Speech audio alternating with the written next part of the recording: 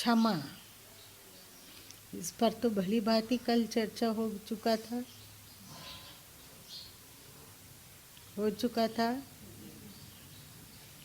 अब जब चर्चा हो ही गई तो क्षमा मांग लेना और क्षमा कर देने की प्रवृत्ति में कितनी वृद्धि होगी। कोई नहीं कुछ बोलोगे? ऐसा नहीं कि 2-4 महीना होगा, 5 महीना होगा, फिर दिमाग भूल जाएगा और अपना मनमानी आचरण करेगा। मांगना पड़े, यही सही है। क्षमा मांगने की आवश्यकता ही नहीं पड़नी चाहिए। और एक और चौकन्ना रहना चाहिए कि क्षमा मांगना अथवा क्षमा करना हमारे अहंकार का पोषण करने वाला ना बन जाए। बताए इसका अर्थ क्या हुआ? और गलती होती है तो क्षमा तत्काल मांग लेते हैं। हमें नहीं लगता है कि ये छोटा है, इसे क्षमा मांगने का क्या औचित्य है, अथवा ये बड़ा है तो डर के मारे क्षमा नहीं मांग रहे। हम अंतस अंतस में ही भगवान को कह दिए क्षमा कर दीजिए भगवान। तो भगवान से क्षमा मांगने से तेरी गलती धुल जाएगी। मान लो कि नितेश गलती किया नारायण के प्रति और क्षमा मांगा अपनी माँ से अथवा इन लोगों में से किसी को, तो उसका क्षमा हो जाएगा? उसका नहीं होगा। जिसके प्रति तुम गलती किया उससे क्षमा मांगो। तो भगवान के प्रति तो गलती हुई ही, परंतु तुम्हारा किसी इंसान के प्रति भी गलती हुई, और इंसान को ही जाने दो। हो सकता है कि किसी जड़ वस्तु के प्रति तेरी गलती हुई। तुम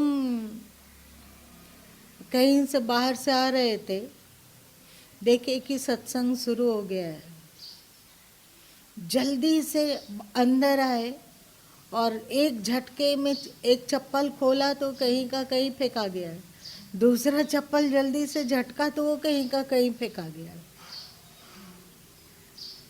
ये भी गलती है क्या?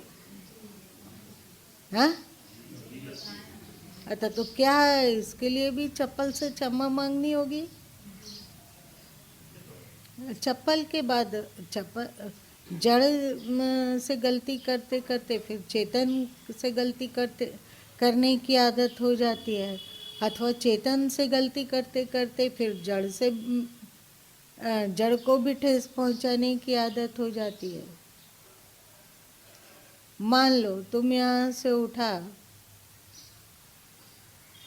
जब बैठा था तो पंखा चला लिया था, और उठ के फिर यहाँ से गया तो पंखा बंद नहीं किया, और रात भर पंखा चलता रहा, तो तुम बेमतलब उससे खटवाए कि नहीं?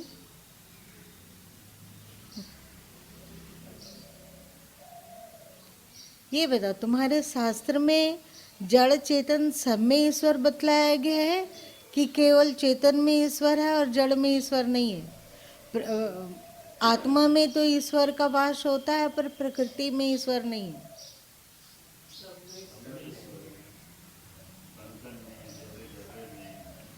वो बात ठीक है, पर ये हमारे व्यवहार में उतरेगा क्या?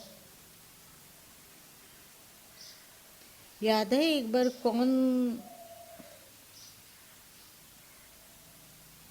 कौन बच्चा था जो कि यहाँ पर पहले गैरेज हुआ करता था, और गैरेज के बाहर में गाड़ी खड़ी थी, और वो बच्चा ऐसा गैरेज को खोला कि ढंग से गाड़ी में पटकाया और इतना छलनी हो गया। छलनी मतलब चपटा हो गया, और वहाँ का कलर ख़त्म हो गया, घिसा गया वहाँ। तो गुरु माँ क्या करवाए थे, किसी को याद है? किससे? ओहो, किससे क्षमा मंगवाए? ये थोड़ा उटपटांग लगा क्या? यदि एक क्षमा का दृष्टिकोण हम लोगों में आ जाए अथवा हम लोग पहचान पाएं कि जड़ के रूप में भी वही है और चेतन के रूप में भी वही है, तो एक प्राणी मात्र को, चाहे वो चिड़िया हो, वो कबूतर हो, चाहे कौवा हो, चाहे सांप हो, चाहे बिच्छू हो, चाहे मनुष्य हो, चाहे ये पदार्थ वगैरह हो, खिड़की दरवाज़ा हो, ये माइक हो, पंखा हो, लाइट हो, किसी के प्रति अपराध नहीं होगा, मतलब उसके साथ गलत व्यवहार नहीं होगा। और जब उससे आप गलत नहीं करेंगे तो आपके भीतर सुगढ़ता बढ़ेगी कि अनगढ़ता, चाहे चेतन हो या अचेतन हो। यदि आप उसके साथ श्रेष्ठ व्यवहार करने लगें तो उस श्रेष्ठ व्यवहार के साथ साथ आप में सुगढ़ता भी बढ़ती जाएगी, होगी ना। गलती पता चल जाए, गलती पता चल जाए, गलती पता चल जाए, इसके लिए पहला कदम क्या होगा? अमित बताओ, गलती पता चल जाए इसके लिए पहला कदम क्या होगा? निष्पक्ष होना होगा खुद के लिए, निष्पक्ष होना होगा खुद के लिए सबसे पहले, कि मतलब हमको हमारा गलती दिख जाए। अगर हम खुद के लिए धारणा बना लिए कि हम गलत ही नहीं हैं किसी भी परिस्थिति में, तब तो फिर हम लाख गलती करते जाएं, पता ही नहीं चलेगा कि गलती हम किए हैं। पहले निष्पक्ष होना होगा कि जो हम कर रहे हैं वो ज़रूरी नहीं है कि सही ही हो, हमसे भी गलती हो सकती है, कि हम भी गलत होते हैं। सबसे पहले तो यही, क्योंकि हम लोग धारणा पहले से ये मन में बनी हुई है कि हम तो सही हैं।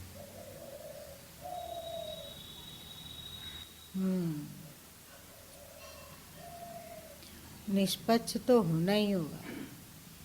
और दूसरा है अवलोकन। अवलोकन मतलब निष्पक्ष होकर जांचना, देखना। जहाँ श्वासों का साक्षी होना ध्यान की एक क्रिया है, वहीं मन का साक्षी होना भी ध्यान की क्रिया है ना। मन का चुपचाप बैठे हुए ध्यान कर रहे हैं और सावधानी से देख रहे हैं कि मन में क्या क्या विचार उठता है।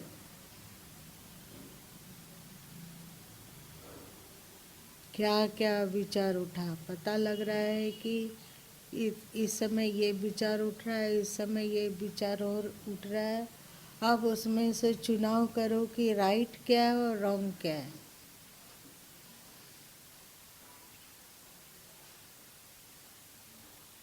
जब तक होश में नहीं रहोगे तब तक मन का अवलोकन कैसे करोगे, है ना। यदि मन का अवलोकन करना आ जाए ठीक ठीक से, भली भांति से, और हम लोग मन के पिछलग्गू ना हो, ईमानदारी से स्वीकार कर सके कि हमारे मन में ये आया अथवा आता है, अथवा हमने ऐसा किया।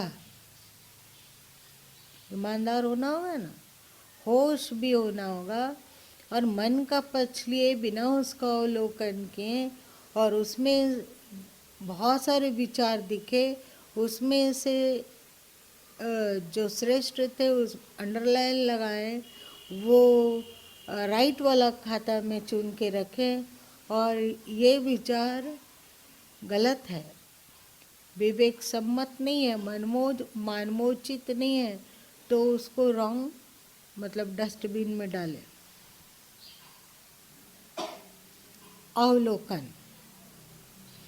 अवलोकन करना यदि आप लोग सीख जाएं तो फिर आत्म जागृति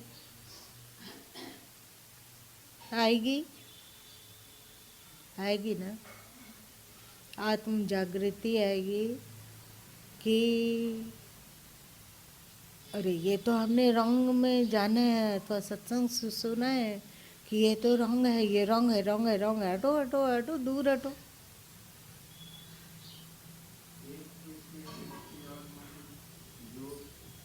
के द्वारा भी बताया गया कि क्षमा मांगने की बात या फिर गलती स्वीकार करने की बात, तो संभवतः ऐसा प्रतीत होता है कि जो सत्संग से जुड़े हुए हैं जो लोग, उन्हें एहसास ज़रूर होता है कि ये गलती हुई है मेरे से या फिर हमको क्षमा मांगना चाहिए, पर पता नहीं कहीं ना कहीं कुछ रोकता है अंदर से। शायद वो हमारा अहंकार हो, शायद क्या अहंकार ही रहता है, और कुछ संस्कार हैं जो ये दिखता भी है कि ये गलती है या ये गलत हो रहा है, या तो फिर ये गलत हो सकता है, लेकिन फिर भी हम उसमें या तो प्रवृत्त हो जाते हैं, या तो अगर प्रवृत्त हो चुके हैं तो फिर हम उससे क्षमा नहीं मांग पाते हैं और स्वीकार भी नहीं कर स्वीकार भी नहीं कर पाते हैं। तो ये मतलब दिखता भी है कि हाँ ये गलती हुई मेरे से, इसमें मेरी भी गलती थी या मेरी ही हुई गलती नहीं, अभी बोलो वर्तमान में, हुई भूतकाल है, भूल जाओ। जी, मतलब अभी हुई गलती और हम उसको जान भी रहे हैं पर स्वीकार नहीं कर पाते हैं, या तो स्वयं से स्वीकार कर लिए, लेकिन जहाँ जिनके पास ये गलती स्वीकार करनी थी वहाँ पे स्वीकार नहीं कर पाए। तो क्या करेंगे? अरुण जी कुछ बुद्धि लगाइए। वहाँ बहुत बारीकी से तो सुना जा रहा है, लेकिन ये चीज़ है कि जब अहंग इसमें बहुत बड़ा फैक्टर है इसमें, तो जब तक अहंग टूटेगा नहीं तब तक स्वीकार करना बड़ा कठिन है। अपनी गलती दिख जाए तो फिर सब बात ही बन जाए। दिखने के और बाद ये भी तो स्वीकार अमित करना, बोल रहा है कि गलती दिख रही है, जान रहे हैं कि ये गलत है, फिर भी उसमें प्रवृत्ति हो रही वही है। अपना ईगो, वही ईगो वाला। इतना आसान है माँ कि इतने हम लोग सारे लोग बैठे हुए हैं, गुरु माँ जैसे शख्सियत जिनको हम लोग बंदगी करते हैं वो आकर सॉरी बोल रहे हैं, महज 10 मिनट 20 मिनट देर होता है। ये कितनी बड़ी बात है, ये सब सीख लेने वाली बात है, बहुत बड़ी। कितनी बड़ी बात है। अब हम तो लज्जा से हमारा तो सिर कुछ झुक गया। ऐसी ऐसी गलती तो हम लोग आए दिन में 10-20 बार कर जाते हैं, दर्जनों बार ऐसी गलती होती है, लेकिन कहाँ किसी से बोल पाते हैं। अपना वहाँ लगता है ये तो मेरा बेटा है, ये तो मेरी बहू है, ये तो मेरी बेटी है, ये तो मेरी पत्नी है, सब तो छोटे ही छोटे दिखते हैं। क्या उनसे क्षमा मांगना कौन चाहिए इसमें? हो गया हो गया। लेकिन ये एक सीख है माँ की तरफ से हम लोगों के लिए। क्या कुछ नहीं बना बिगड़ा, जो विषय पर टॉपिक्स पर बोलना था वो बोल ही रहे हैं, जो सुनना है हम लोग को सुन ही रहे हैं उनका। लेकिन बड़प्पन कितनी बड़ी बात आ रही है कि अनुकरणीय है ये अपनी गुरु माँ से, तो ये चीज़ नहीं हो पाता है। मैं यहाँ हम लोगों से अगर जो चूक होती है तो वहाँ अहंग बहुत बड़ा फैक्टर है उसमें। ऐसा मेरा ऐसा किसको लगता है कि अहंग को जीतना, अहंग से ऊपर उठना आसान नहीं है? ईमानदारी से हाथ उठा दो। वाह बहन लोग,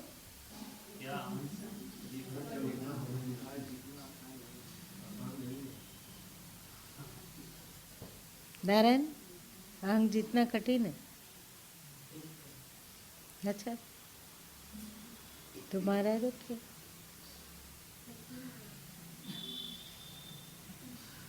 कि हाथ उठाने में भी कठिनाई लग रही है। चलो, अवलोकन मतलब आत्म दर्शन, मतलब अपने भीतर देखने की कला सीख लोगे, और सीख लोगे तो आत्म जागृति आएगी। मतलब तुम भली भांति पहचान सकोगे कि राइट कौन है और रॉन्ग कौन है। और फिर भली भांति पहचान लेने मात्र से बात नहीं बनती है, क्योंकि आप लोग जाने हो क्या 3 सूत्र जाने थे? समझ मिल है हमारे पास कि ये गलत है, जैसा कि अमित अभी बताया कि गलती का एहसास होता है। तो फिर सेकंड स्टेप उठाओ कि संकल्प लो कि गलती को हम अपने स्वभाव से निकाल फेंकेंगे। और थर्ड स्टेप उठाओ कि उसके लिए पुरुषार्थरत हो जाओ। कोई बात नहीं है, एक बार यदि गिर गए, मतलब फिसल गए और गलती किए पुराना संस्कार के अनुसार, तो फिर से पुरुषार्थ में के लिए कमर कसो और सोचो कि हम तो इसको निकाल के रहेंगे, और पुरुषार्थ रत हो जाओ। ठीक है? और अहंकार मांगने में, क्षमा मांगने में और क्षमा करने में अहंकार ना हो। हम तो भाई तुरंत तुरंत क्षमा मांग लेते हैं। गलती होती है तो हम क्षमा मांग लेते हैं, हम उतने अहंकारी नहीं हैं। जैसे ही बोले कि हम उतने अहंकारी नहीं हैं, वैसे ही क्या हो गया?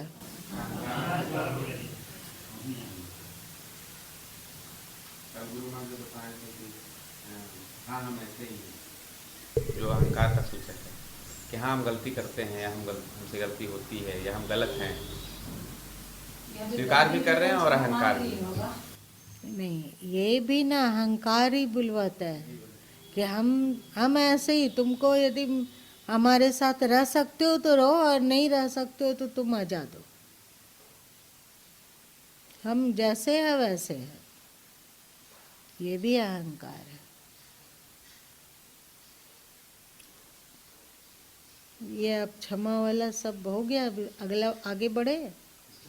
अभी अगला पॉइंट 11वां सूत्र है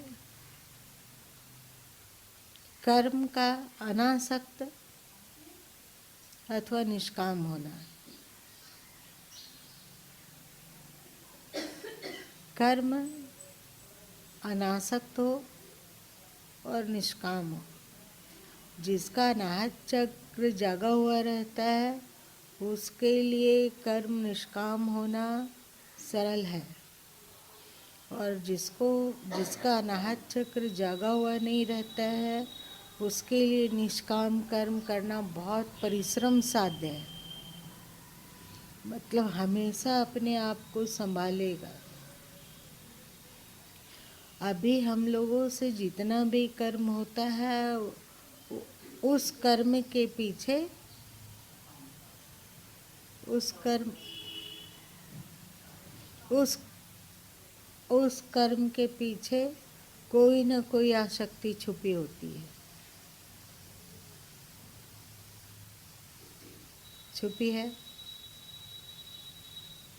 कुछ भी हम कर रहे हो,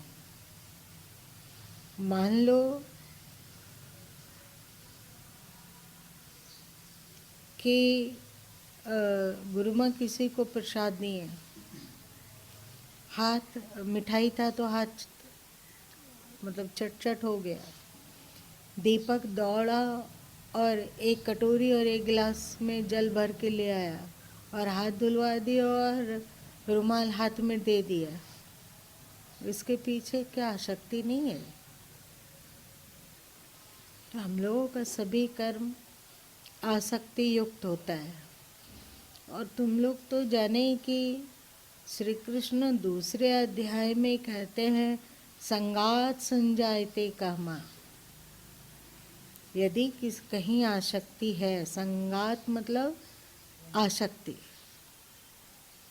किसी का संगता तुमको प्रिय लगता है अथवा कहीं पर भी तुम्हारी आसक्ति हो तो काम का उद्भव होगा ही, मतलब कामना का उद्भव होगा ही। श्री कृष्ण सही कहे या कहीं गोलमाल है? यदि आसक्ति है तो कामना उत्पन्न होगा ही, चाहे कहीं भी आसक्ति हो सकता है कि सामान्य लोगों को आसक्ति होती होगी अपने शरीर में अथवा पुत्र में अथवा पुत्री में अथवा पति में अथवा पत्नी में अथवा घर में अथवा धन में,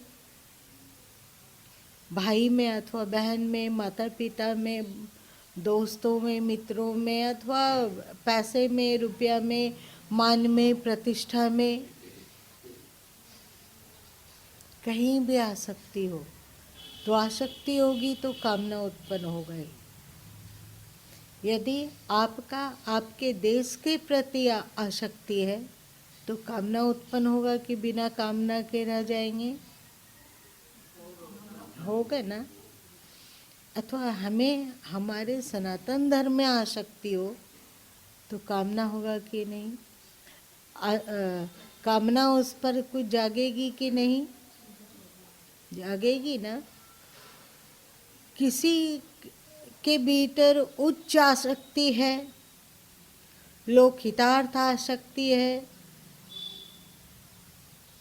तो ये उसकी सुपर क्वालिटी है, ये माना जाएगा। और जो देहाध्यासी है। शरीर और शरीर से संबंधित चीज़ों के प्रति ही जिसकी आसक्ति है, उसकी आसक्ति की क्वालिटी लोअर है ना,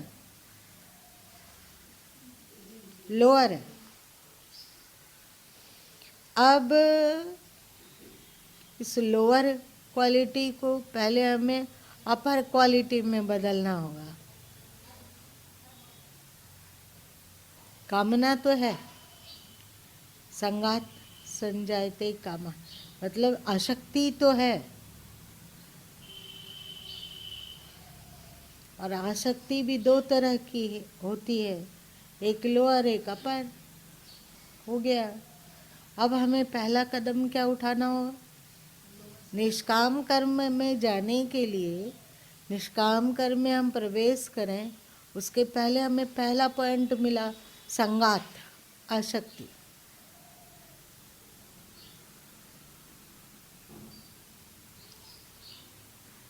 पहली बात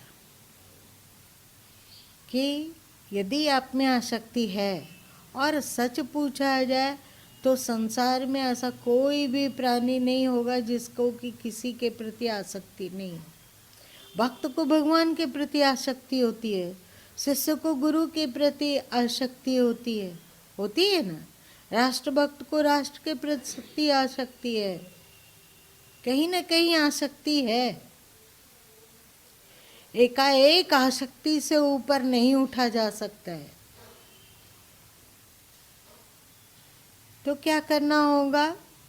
अभी हमारे में लोअर आसक्ति है, उसमें हमें अपर आसक्ति को भी मिलाना होगा।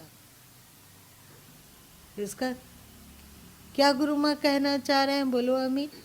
जो पहले जो अशुभ से शुभ की ओर, मतलब जो हमारी जो शरीर के प्रति आसक्ति है, संसार के प्रति आसक्ति है, शरीर और शरीर से संबंधित उस आसक्ति को अब हमें मतलब अच्छा करना है। जैसे कि एक लोहा एक सोना केरी है, तो अब उस लोहे से हमको सोने की ओर पहले जाना है। हाँ, ठीक। उसके बाद फिर उस सोने की जंजीर को भी तोड़ देना है। अभी तोड़ने की बात ही मत करो। और एकाएक अपर की ओर भागना आसान नहीं है, क्योंकि हमें लोहे में भी मोह है ना, लोहे में भी मोह है। शरीर और शरीर से संबंधित चीज, व्यक्ति, परिस्थिति इत्यादि सबके प्रति हमारा मोह है। तो अभी छोड़ो, हम उस मोह को भी रहने देते हैं। उसको छोड़ ही नहीं पा रहे हैं तो रहो तुम भी, लेकिन उसमें अपर आसक्ति को मिलाते जाओ।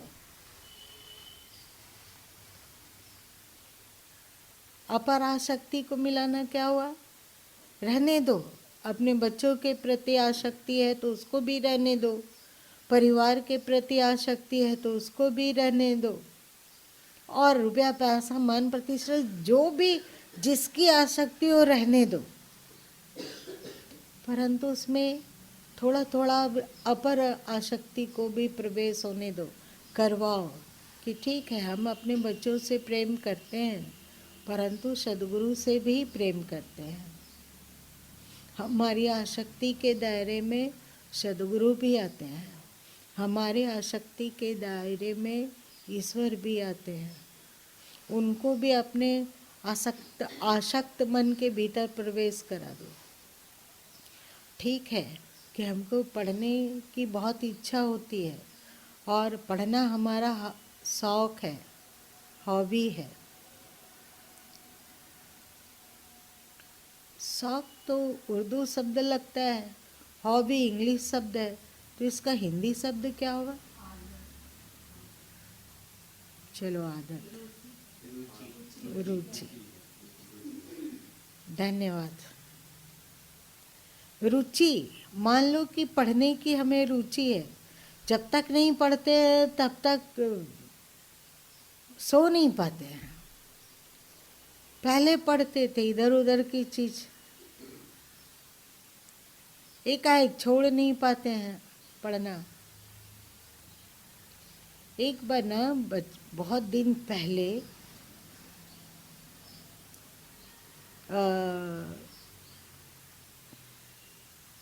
लगभग 28-29 साल पहले, 30 साल पहले। ये सुनीता स्कूल में उस समय पढ़ा रही थी। तो क्योंकि गुरु माँ को पढ़ने की बहुत आदत है, उस समय तो और अधिक थी, अब तो समय ही नहीं मिलता है पढ़ने के लिए। तो उसको बोलते थे अपने स्कूल से तुम अमर चित्र कथाएं ले आना। तो अमर चित्र कथाएं पढ़ते थे। एक बार सरकार की दृष्टि पड़ गई तो कॉमिक्स वाले बुक में, इतना अधिक डांट पड़ा, तम बम भर डांट। बस उसी दिन से भूल ही गए। उस दिन से छूटा सो बस छूट ही गया।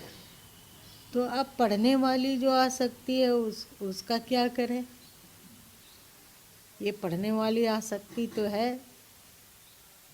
उस समय भी केवल अमर चित्र कथा ही नहीं पढ़ते थे, साथ साथ में बहुत सारा धार्मिक पुस्तक और अध्यात्म, दर्शन संबंधी, योग संबंधी, ज्योतिष संबंधी, स्वास्थ्य संबंधी, ये कुंडली संबंधी, हस्तरेखा संबंधी, बोलो ही मत कि क्या चीज़ पढ़ते रहते। आज जो थोड़ा थोड़ा सब चीज़ गुरु माँ को थोड़ा जानकारी है, वो उसी पढ़ाकूपन के कारण है। अब थोड़ा सा उसमें अनुभव भी जुड़ गया, परंतु पढ़ाकूपन के ही कारण है। अलग अलग चीज़ें। अभी ये ज्योतिष, ये कुंडली, ये हस्तरेखा, ये योग और ये क्या क्या क्या और स्वास्थ्य, अब कुछ भी ये सब नहीं पढ़ते हैं, क्योंकि एक तो समय नहीं है, और दूसरा जो समय है तो स्वाभाविक की रुचि हुई एक बार उपनिषद पढ़ने की। जो 10 उपनिषद था पढ़ डाला। फिर एक बार अभी हाल फिलहाल कितना 7-8 साल पहले जागा होगा कि वेद को पढ़ो। कब जागा? 7 या 8 साल, 7-8। तो बस दिन रात वेद गहराई से देखना, उसमें क्या मंत्र है, हमारे ऋषि लोग क्या बोले हैं, कौन सा संदेश इसमें छुपा है। तो अब बताओ, ये आसक्ति, पढ़ने वाली आसक्ति मेरे लिए कल्याणकारी हुई, ये अपर में पढ़ने वाली आसक्ति उठी अपर में। और इसी तरह यदि तुम्हारे जीवन में लोअर आसक्ति है, मतलब शरीर और शरीर से संबंधित आसक्ति है, उसी आसक्ति में आप सद्गुरु के प्रति आसक्ति और ईश्वर के प्रति भी आसक्ति समाहित कर लो। मतलब एक आसक्ति की एक धारा जहाँ अपने परिवार, शरीर, संसार की ओर जा रही है, वहीं पर आसक्ति की एक धारा परमात्मा और सद्गुरु के प्रति भी जा रही है। शुरू में इतना तो हम लोग कर ही सकते हैं, कर सकते हैं ना। और ये आसक्ति जैसे ही वहाँ गुरु और गोविंद प्रवेश किए आसक्ति वाले क्षेत्र में, तो क्या लगता है तुम लोग को अपर वाली आसक्ति थोड़ी थोड़ी कम होने लगेगी कि नहीं होगी? अपर वाली आसक्ति बढ़ेगी कि घटेगी? नहीं, लोअर वाली। इतना परेशान क्यों होते हैं? कैसे आसक्ति मिटाए, क्या करें? हमारे में तो ये कमजोरी है। केवल वहाँ पर उसी तरह का डिजाइन वाला कोई अपर चीज को भरो ना।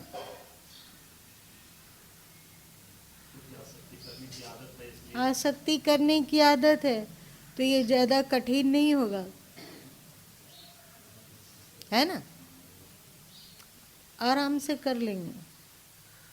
और फिर जब यहीं पर संगात, मतलब आसक्ति को ही में ही यहाँ पर घुसा दिए, तो उधर सब में अपर घुस जाएगा। संगा संजायते कामा, कामात क्रोधः विजायते, क्रोधात भवति सम्मोह, सम्मोहात बुद्धि विभ्रमः। संगात संजायते कामा, आसक्ति से कामना उत्पन्न होती है, तो अब उस आसक्ति में अपर भी घुस गया है, तो अब कामना में सुधार होगा कि नहीं होगा? कामना में सुधार होने लगा। ये तो कामना हमें लगता है सब सद्गुरु प्रेमी लोगों के दिल में जागती होगी कि भाई हमें हर स्थिति में शांत रहें। मन में अशांति लाना, क्रोध लाना, क्षोभ लाना, ये अच्छी बात नहीं है। कामना जागती है तुम लोग के दिल में ऐसा? हम अपनी गलती को स्वीकार कर सकें अमित, ये कामना जागती है। अहंकार से, अहंकार के कारण क्षमा मांग नहीं पाते हैं, और जिसके प्रति अपराध है उससे भी क्षमा नहीं मांग पाते हैं और बदकुच्चन करते हैं। लेकिन सचमुच में सद्गुरु और ईश्वर के प्रति आपकी आसक्ति की एक धारा जुड़ गई है, तो आपको अंदर में ये जरूर कामना जागेगा। चाहे हम बाहर से कुछ भी कर रहे हो, पर अंदर जरूर कामना जागेगी कि हे भगवान हमारे में सुधार हो।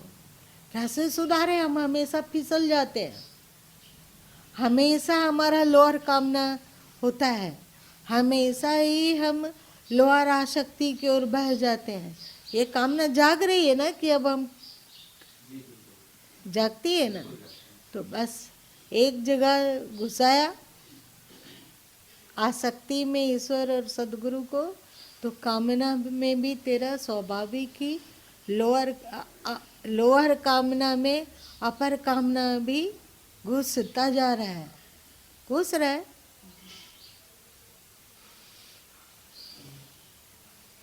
और जब अपर कामना है कि नहीं समय निकाल कर किसी तरह सत्संग में जाते तो अच्छा होता, मन ठग लेता है, कहता है कि अभी ये काम है, अभी वो काम है, ये काम है, लेकिन सत्संग में जाना चाहिए।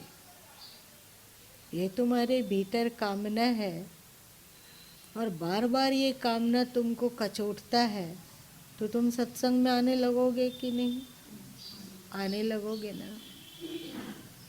इसी तरह यदि आप अपने भीतर अपर कामना को जगाते जाओ कि हे प्रभु मेरा मन शांत कैसे रहे, हे नाथ, हे सर्वेश्वर, हे सद्गुरु, हे सर्वसमर्थ, हमारे राग द्वेष को हमसे हटा लो। हे प्रभु हमें चिंता करने की आदत है, तिल जैसी भी बात होती है तो पहाड़ जैसा चिंता हमारे भीतर चलता है और मन को मथ देता है। उस चिंता के दौर में चिंता को छोड़ना आसान नहीं लगता है। तुम लोग ऐसा अनुभव किए हो कि जब चिंता चल रही हो तो उसको छोड़ना चाहते हुए भी नहीं छूटती है। अनुभव है, सबको अनुभव है। तो ईश्वर से प्रार्थना किए कि प्रभु ये चिंता करने की आदत को छुड़ा दो मालिक, हम आपकी शरण में हैं। बोलने का भी जरूरत नहीं है, अंदर अंदर से तुम जब प्रेयर करोगे, प्रार्थना करोगे, तो तुम वहाँ जुड़ रहे हो। हिम्मत मत हारो, आत्म स्वीकृति करते जाओ कि भगवान हमको छुड़ा दो, गलतियों से हमें बचा लो, राग द्वेष से हमें बचा लो। ये लोअर कामना है कि अपर कामना है? बंधन वाला कामना है कि मोक्ष वाला कामना है? इस कामना के द्वारा आपका पतन होगा कि उत्थान होगा?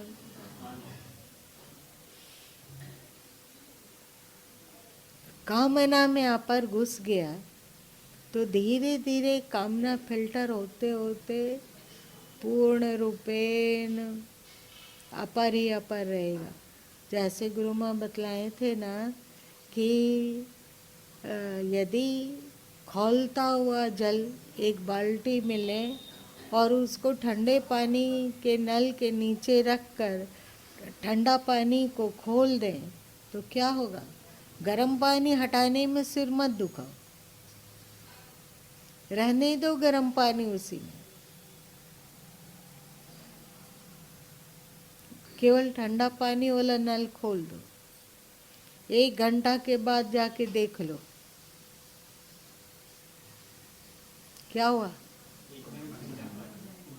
गर्म पानी गायब।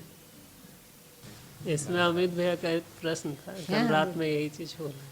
बोले कि अगर पानी में हीटर भी लगा हुआ रहे, प्लग जुड़ा हो रहा है, हीटर भी चालू रहे, तो ठंडा पानी गिरने से फिर वो गर्मी कम होगा?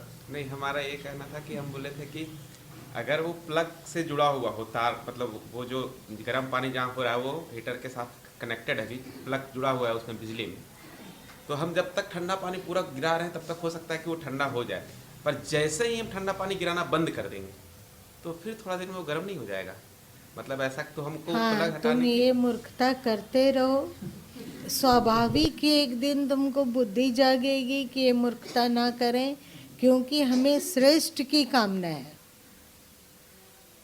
कामना है ना तेरे भीतर में? यदि श्रेष्ठ की कामना है और संगात सदगुरु और ईश्वर के प्रति भी आसक्ति की एक धारा जाती है, यदि ये सच है तो ये मूर्खतापूर्ण हरकत तुमसे होगा ही नहीं। इमर्सन रहने दो उसी में, केवल प्लग हटा दो। लेकिन हमें लगता है कि गुरु गोविंद के प्रति आसक्ति की एक धारा जुटती हो, तो हमें लगता है ये सब स्वाभाविक ही मूर्खता नहीं कर पाएंगे।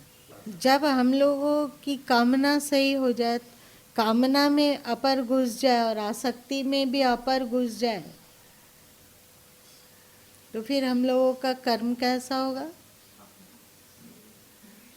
अभी हम लोगों का कर्म में अपर और लोअर दोनों शामिल है ना?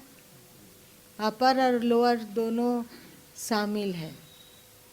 मतलब ये स्वाभाविक भी है, होगा भी, कि यदि हम धरती पर हैं और एक शरीरधारी हैं, तो शरीरधारी हैं तो शरीर को भूख भी लगती है, शरीर को प्यास भी लगती है, शरीर को वस्त्र की भी आवश्यकता है, शरीर को औषधि की भी आवश्यकता है, और शरीर से संबंधित चीज़ों को संभालने की भी आवश्यकता है ना? ये एकदम सोचेंगे कि लोअर को बिल्कुल छोड़ दें, शरीर संबंधित कुछ भी ना करें, शरीर के लिए कुछ भी ना करें, तो ऐसा हो सकता है क्या? हो सकता है? ठीक, एकदम नहीं संभव। तो अब क्या करें?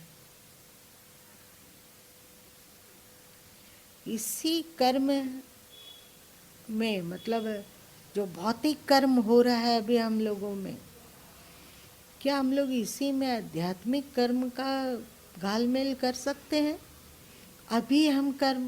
अभी भी कर्म करना है, कोई ऐसा नहीं कि कर्म नहीं करना है। कर्म किए बिना कोई रह ही नहीं सकता है, नहीं रह सकता है कर्म किए बिना।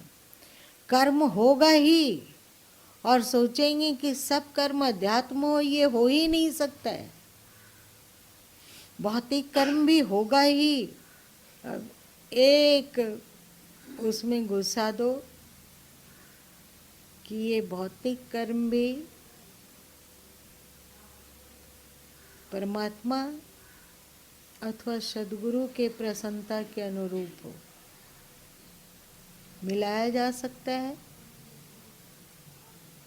मिला सकते हो तुम लोग? हमारा जो भी कर्म है, ठीक है कि हम अपने बच्चे के लिए कर्म कर रहे हैं, ठीक है कि हम अपने भाई के लिए कर्म कर रहे हैं, ठीक है कि हम पति अथवा पत्नी के लिए कर्म कर रहे हैं, पर ये कर्म ईश्वर के प्रसन्नता के अनुरूप हो।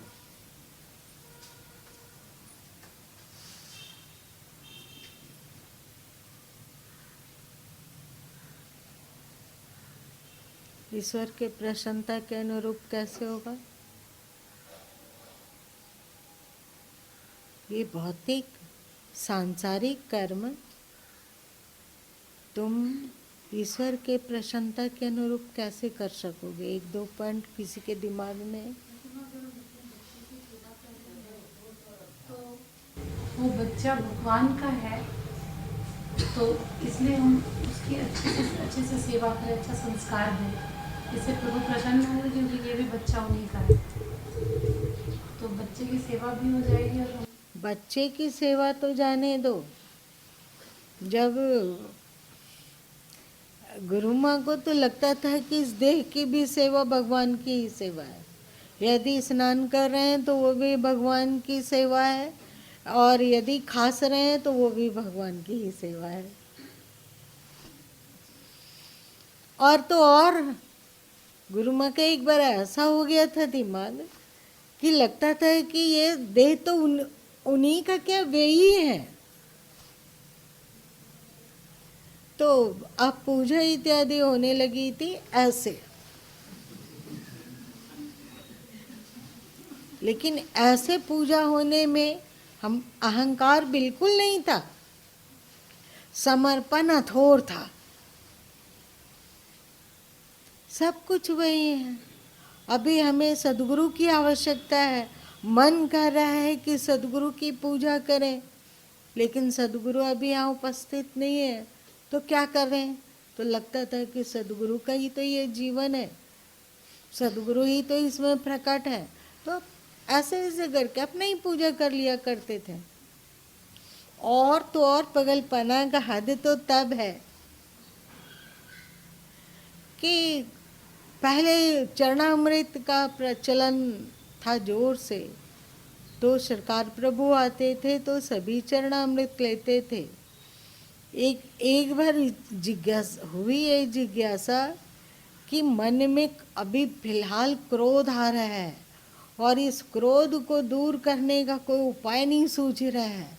यदि सद्गुरु का चरणामृत मिल जाता तो इस क्रोध से मुक्त हो पाते हैं। तो लगा कि अब चरणामृत कहाँ खोजें, तो भक्ति पूर्वक इसी पैर का चरणामृत लिए। तुम लोगों को थोड़ा थोड़ा पागलपन लगेगा,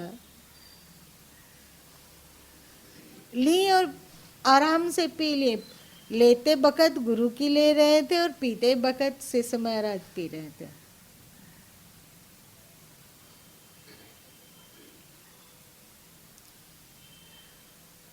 और मजे की बात तो ये थी कि क्रोध कपूर जैसा उड़ चुका था। और फिर कर्म में परमात्मा प्रसन्नता के अनुरूप कर्म को मिलाना है। आप धन कमा रहे हो, धन कमाना बुरा नहीं है, पर ऐसे धन कमाए जो परमात्मा प्रसन्नता के अनुरूप। बच्चों से प्रेम करना बुरा नहीं है, पर ऐसे प्रेम करें जो परमात्मा की प्रसन्नता के अनुरूप हो। शरीर की देखभाल करें, सेवा करें, इसे यथोचित वस्त्र और सब कुछ दें, पर वो सब के सब परमात्मा प्रसन्नता के रंग में है रंगा हुआ हो। एक पॉइंट तुम जोड़ो कि हमें हमारे कर्मों में परमात्मा प्रसन्नता को शामिल करना है। आप बताइए, आप यदि परमात्मा प्रसन्नता को अपने कर्मों में शामिल करते हैं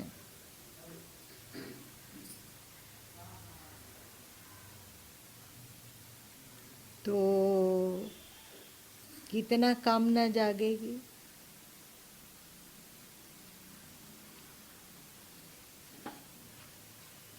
निष्काम कर्म हम लोग सुन रहे हैं ना जी,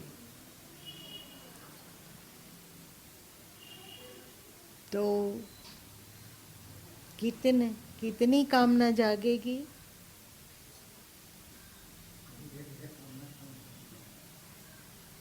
होगी। परमात्म प्रसन्नता के अनुरूप कर्म, जो भी कर्म करें परमात्म प्रसन्नता के अनुरूप।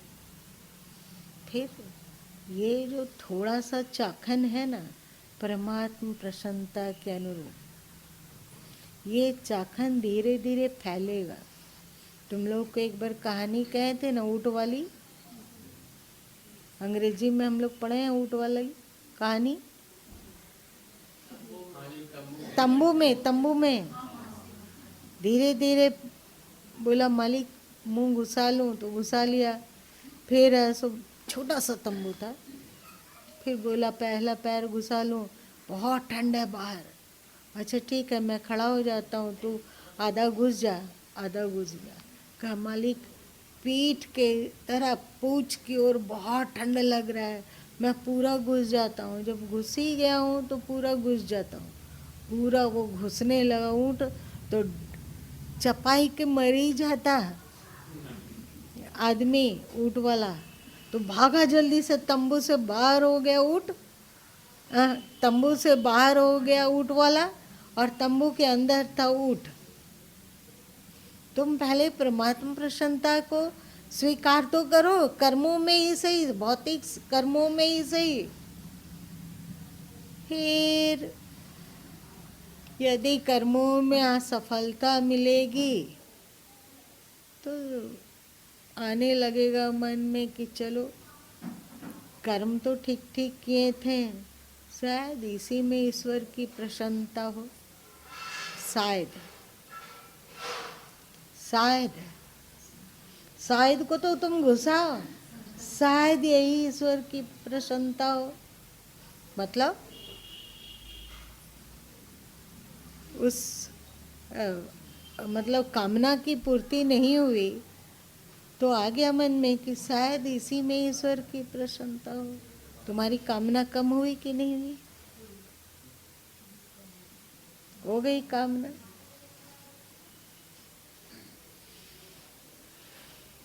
अब आ जाओ भौतिक दुनिया में।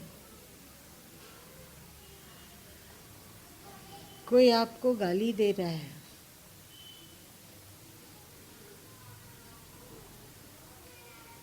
आपको लगे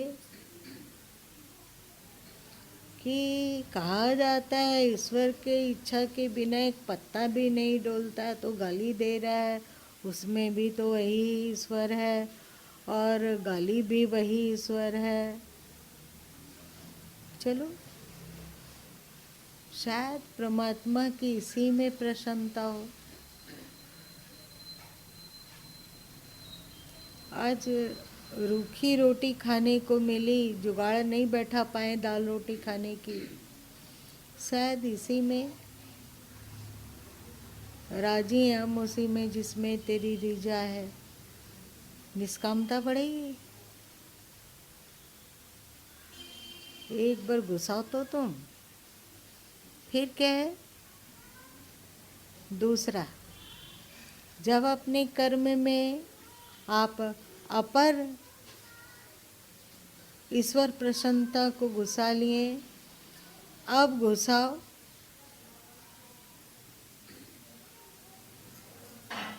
कि भगवान ये शुभ कर्म हुआ या ब्रह्म अर्पणमस्तु। गीता में आया है ना, ब्रह्म अर्पणमस्तु, आपको समर्पित है। भगवान हमसे गलती से क्रोध हुआ, इसके लिए हमें बहुत ग्लानि है, हमें अफसोस है, परंतु मैं हूँ तो आप ही का, इसलिए ये क्रोध भी लज्जापूर्वक ही सही, पर ब्रह्म अर्पणमस्तु। मान लो कि तुम लोगों को गुरु माँ से प्रेम हो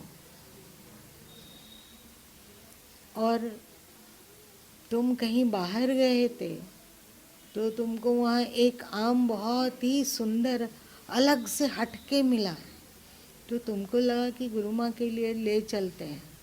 ले तो आया, खरीद तो लिया, पर रखा और भूल गया देना। 8 दिन के बाद वो आम सड़ के चप हो गया।